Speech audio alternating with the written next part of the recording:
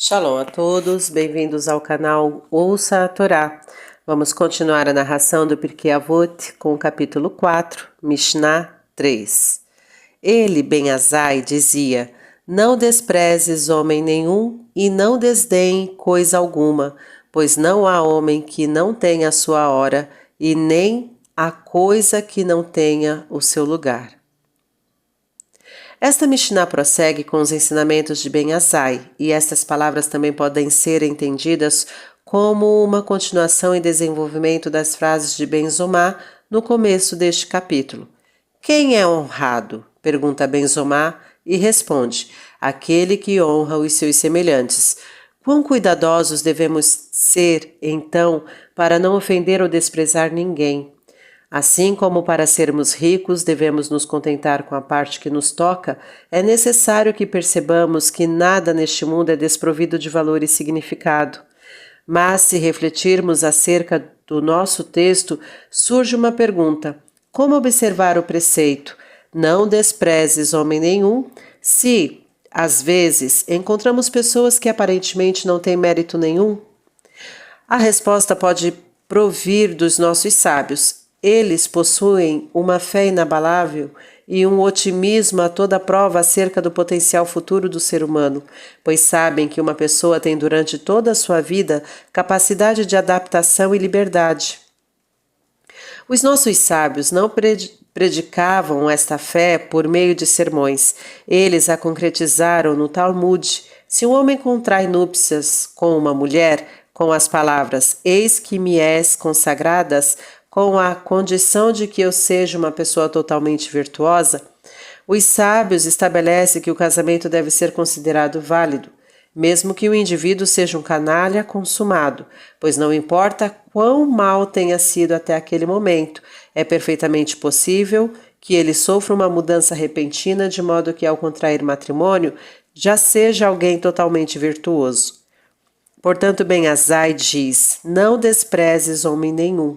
Seja o que for que você conheça sobre o seu passado, pois não há homem que não tenha sua hora. Não existe ninguém no mundo que não tenha o seu momento de arrependimento e a sua ocasião de anseio por fazer o bem. O caminho para o futuro está aberto para nós.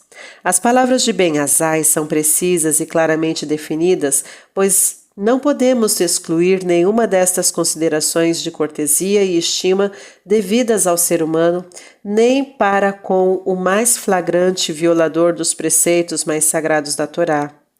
Eis outra passagem que confirma a frase de Ben Azai. As Escrituras dizem: se vires o asno de teu inimigo caído sob sua carga, não te recusarás a ajudá-lo. Certamente o ajudarás a levantá-lo. Mas o Talmud pergunta: a que classe de inimigo a Torá se refere?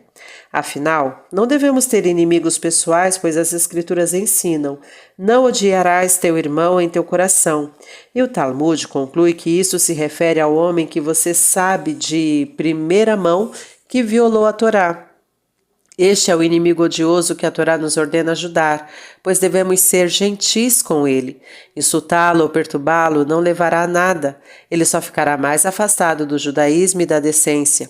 Se ele estiver com dificuldades e precisar de ajuda urgente, mostre-lhe por quais valores o homem de fé vive. Mostre-lhe que, onde a religião existe, a ajuda humana sempre pode ser esperada e conseguida de imediato.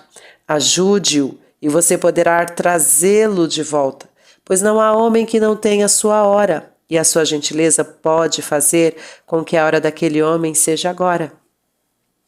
Pois não há homem que não tenha sua hora, nem há coisa que não tenha o seu lugar. Dois conceitos são citados neste texto, duas qualidades ou dimensões que limitam e determinam a existência: o tempo e o espaço. Tudo na criação existe dentro destes limites. Este é o plano divino e a intenção do Criador, que todo ser vivente e todo objeto existente tenha o seu tempo e seu lugar designados. Portanto, se tudo e todos têm tempo e espaço por ordem divina no universo, governado pela sua vontade, a cada pessoa, criatura e objeto é automaticamente devido certo respeito e reverência. Tudo que existe foi considerado digno pelo Todo-Poderoso de ser dotado de existência, tempo e espaço, com sua hora e lugar particulares. Não permita que nada seja desprezado ou recusado. O Midrash descreve que o patriarca Abraão, dando de comer a viajantes famintos, quando se dispunham a pagar pela sua gentileza, ele só pediu uma recompensa, que abençoassem o grande provedor que criou o céu e a terra. Certa vez, conta a tradição, Abraão abrigou em sua casa um viajante de 70 anos. Ao terminar a refeição, o ancião se negou firmemente a agradecer com uma bênção, porque adorava seus próprios ídolos. Irritado por sua impertinência e impiedade, Abraão o expulsou iradamente da sua casa. Então, o Todo-Poderoso apareceu ao seu patriarca e disse: Eu tolerei a idolatria deste homem durante 70 anos. Não pudeste tolerá-lo nem 5 minutos?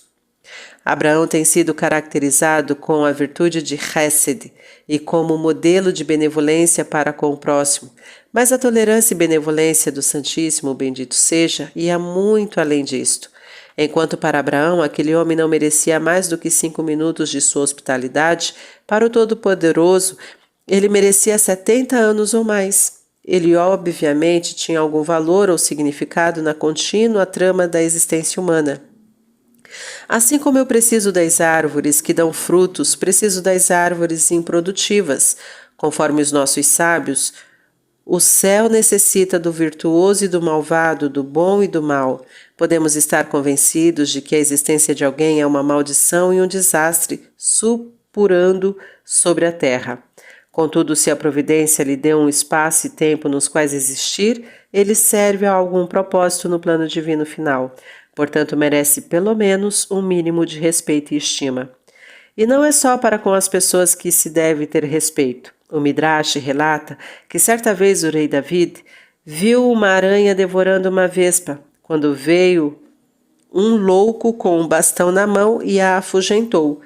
David disse então a Deus: Ó Senhor do Universo, que benefício obtens destas criaturas que pusestes no mundo?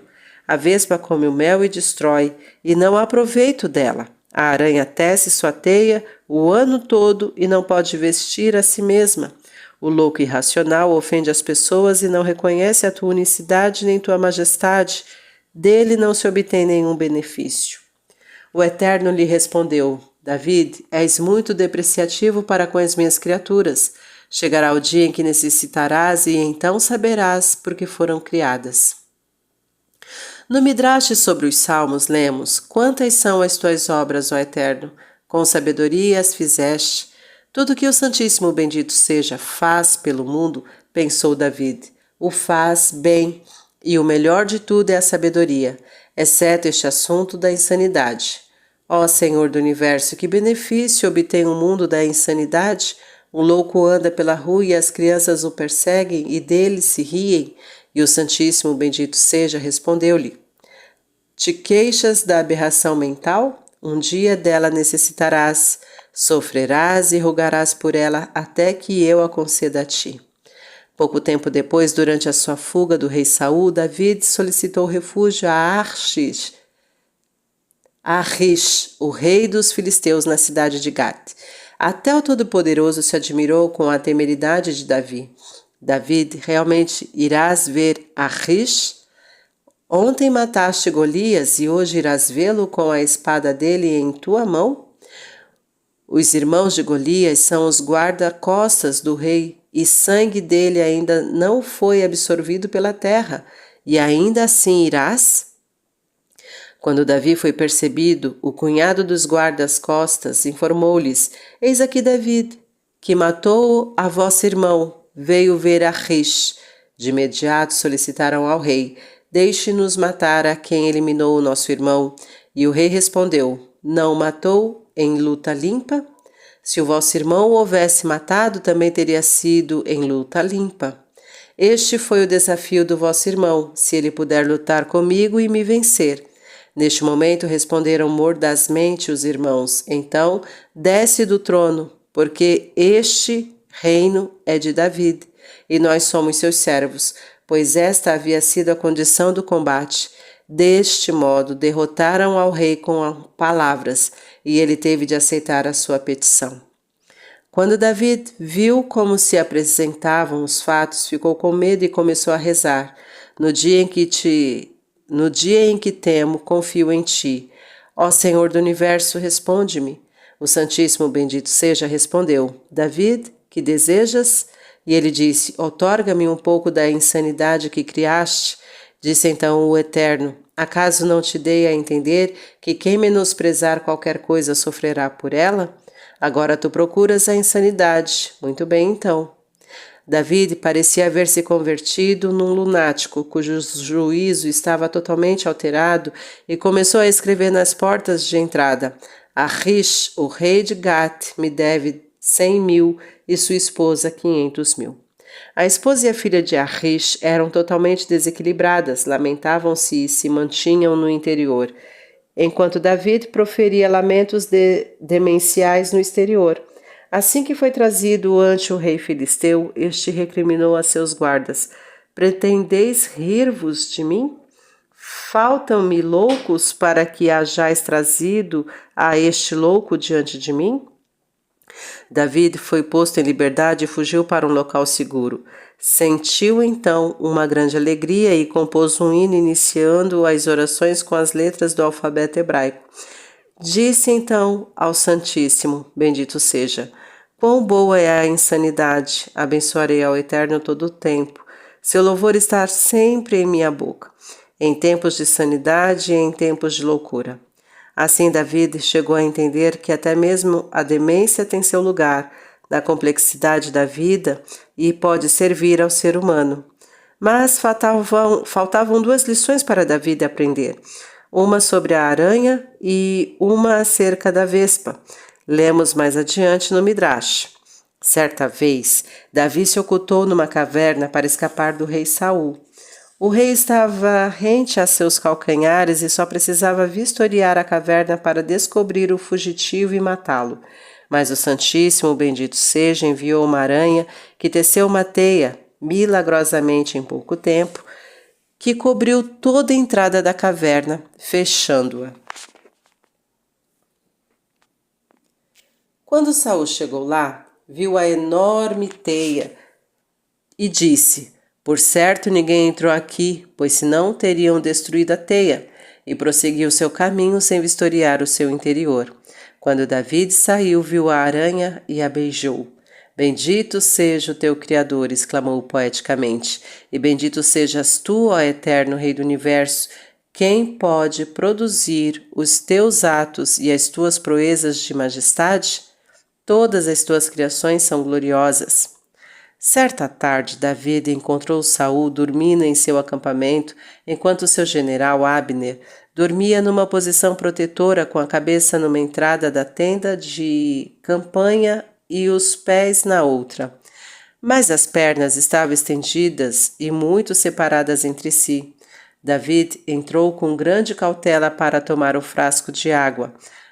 Quando estava voltando, Abner moveu as suas pernas e David ficou preso entre elas, como se fossem duas grandes vigas. David implorou misericórdia ao Eterno: Senhor, por que me abandonaste? Naquele exato instante, uma vespa picou as pernas de Abner, de modo que ele as retirou e Davi pôde ir-se para agradecer ao Santíssimo, bendito seja. Cada homem tem a sua hora de significado. Cada coisa e cada objeto tem o seu lugar de valor e utilidade.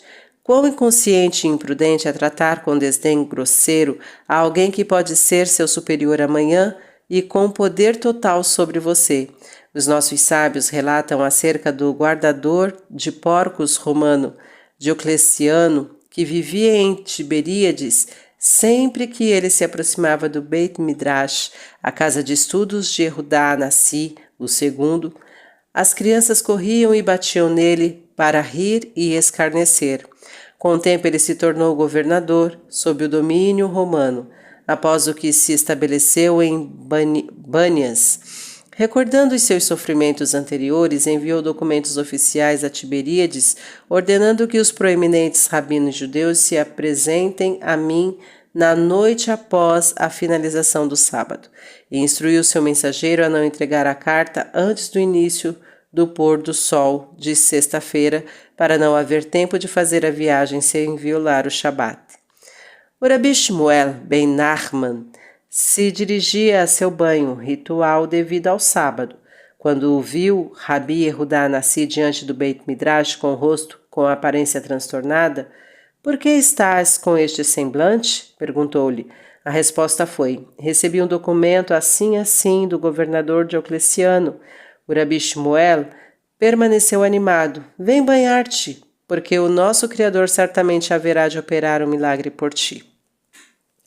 Os sábios relatam que eles receberam uma ajuda superior à normal e no sábado à noite foram transportados instantaneamente a Bânias. Diocleciano pôs obstáculos intransponíveis em seu caminho, mas a ajuda extraordinária continuou até que finalmente chegaram diante do governador. Este lhes disse: "Por saberdes que vosso Deus opera milagres em vosso favor, é que zombais do vosso soberano?" Eles responderam humildemente: "Zombamos de Diocleciano, o guardador de porcos, mas a Diocleciano, o governador, nós estamos subordinados." Não obstante, veio a dura resposta: "Vós não deveis menosprezar a um insignificante romano nem a um escravo inferior, pois nunca podereis afirmar que eles não ascenderão ao poder, e talvez com lembranças agudas e amargas." De fato, quem sabe que rumo teria tomado a história se a besta selvagem do Hitler não tivesse tido experiências desafortunadas em sua juventude com pessoas que caçoavam dele, experiências de escárnio que afetaram aparentemente toda a sua visão das coisas. É verdade que, para começar, ele tinha de ser alguém bastante perturbado para que tais experiências, por mais traumatizantes e insensibilizantes que fossem para sua psique, o levassem a contrapor com fanática dedicação um programa de assassinato em massa. Mas podemos ficar pensando se ele teria sido tão intenso e ido tão longe se seus primeiros e impressionáveis anos tivessem sido melhores para ele. Os elos da cadeia de casualidade humana são tão complexos e imprevisíveis que faríamos bem em não ofender nem desprezar nenhum ser humano, porque, quando chegar a sua hora, ele se lembrará. Um pensamento semelhante pode estar contido nas palavras Altei maflig lechol davar, posto que, literalmente, significam: não te separes, nem trates com desdém nenhuma palavra tua. Se pedirem a sua opinião sobre alguém, não jogue precipitadamente palavras que poderá ter de lamentar mais tarde, ainda que considere as suas afirmações de pouca importância. Não se apresse em dizer coisas das quais possa querer se desligar mais tarde. Nenhuma afirmação é insignificante. Não há palavra, davar, que não tenha seu lugar. No adágio dos nossos sábios, uma palavra vale um sela, moeda, mas o silêncio vale 2. Ou a palavra é prata, o silêncio é ouro. Uma vez expressa, a ideia pode se transformar em compromisso. Seja cuidadoso e responsável e pense 2 vezes antes de deixar que seus pensamentos encontrem eco. Recorde estas linhas de Longfellow. Disparei uma flecha ao ar, acertei no coração, não soube onde, pois tão rápida voou que a vista não pôde segui-la em seu voo. Exalei um canto ao ar, acertei no coração, não soube onde, pois quem tem uma vista tão aguda e forte que possa seguir o voo do canto? Muito tempo depois, em um carvalho, encontrei a flecha ainda intacta, e do princípio ao fim do canto de novo o achei no coração de um amigo. Se você tiver de falar, que suas palavras sejam prazerosas e harmoniosas como um canto. Outra interpretação. A palavra antiga maflig provém da raiz palag, repartir ou desfazer em pedaços.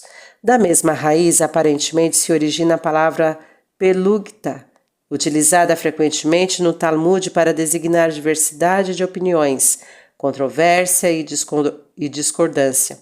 Então a sugestão de Ben Azai seria: não geres dissensão a respeito de cada palavra. Não sejas um destes sofistas impertinentes que se sentem impelidos aos debates intermináveis e argumentos fúteis em cada assunto grande ou pequeno, importante ou trivial. Este tipo de pessoa pode sempre ser notado nas reuniões e assembleias com suas eternas perguntas e questões de ordem, que anunciam tediosos discursos e contestações.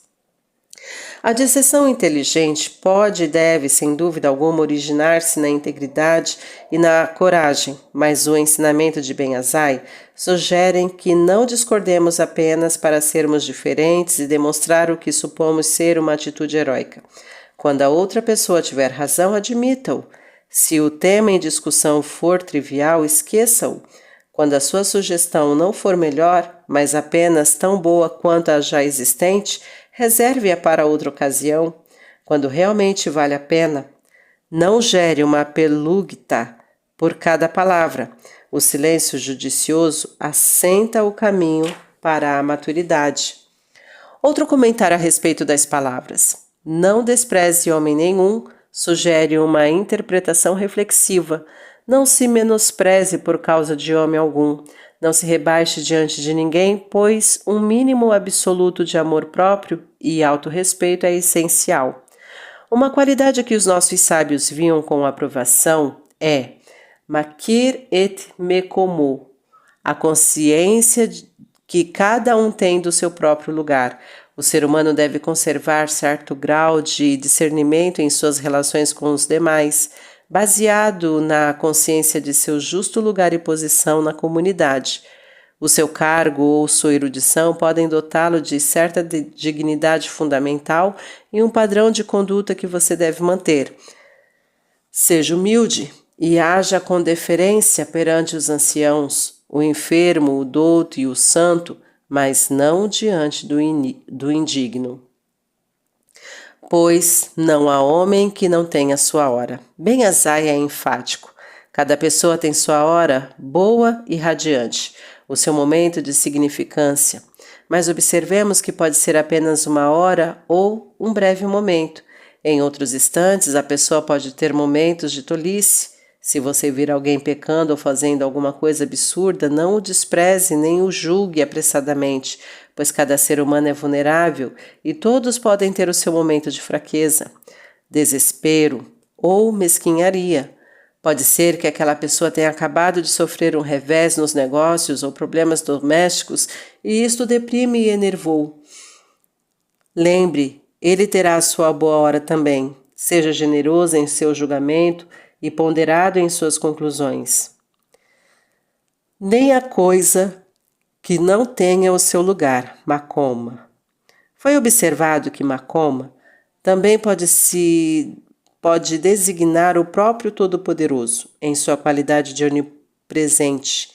A presença envolvente e metafísica, na qual existem o universo e seu espaço.